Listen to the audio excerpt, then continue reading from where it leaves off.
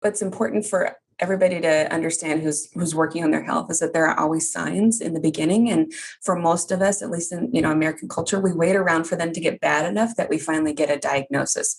But the suffering starts a lot earlier than that, right? So by the time you finally get a diagnosis, it's like relief, like, well, there is something wrong with me. I'm not crazy. And you feel witnessed.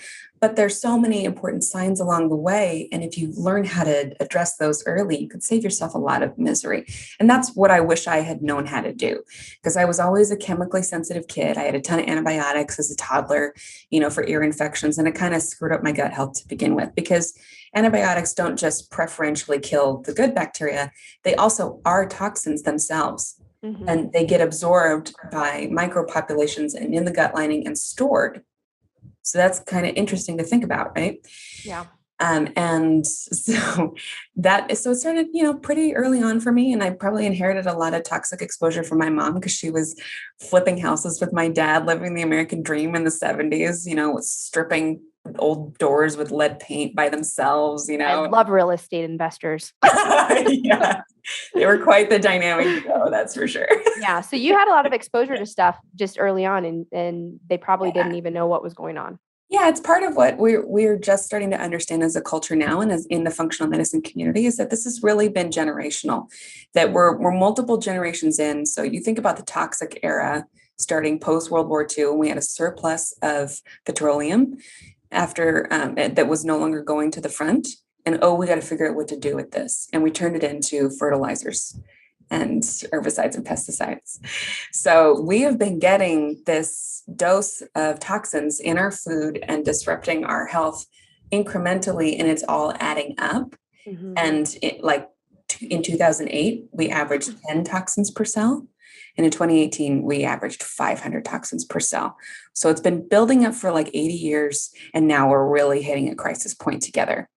So is this why we're more susceptible to food sensitivities and chronic digestive problems today? Is this really 100%. Kind of like because of 100%. All this buildup? Yeah. So take one toxin like glyphosate. So I was a glyphosate kid, right? We started spraying this on food crops in 1996 at a large scale. Cheerios, Wheaties. Yeah, because Cheerios are healthy, right? And like Saturday morning cereal when we were growing up. Watch some cartoons, eat some cereal. Yeah, and you're so healthy if you're eating like whole grain sourdough toast instead of Pop-Tarts.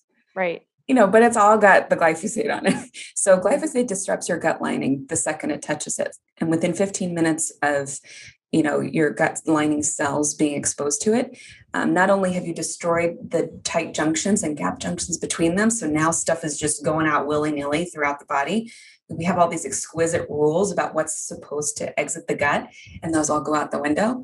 Not only is that happening, but the cells actually no longer remember who they are. So they lose their ability to raise their hand and say, hi, I need repair, or I need to be replaced because I'm in trouble. And I mean, if you look at our culture, that's kind of what's happening, right? Like it's happening in our guts, that we're getting this reactivity and all this sensitivities. And it's also happening, in our culture. Yeah. So it all makes sense when you're able to connect the dots. But the good news is there's always something you can do. It's never too late.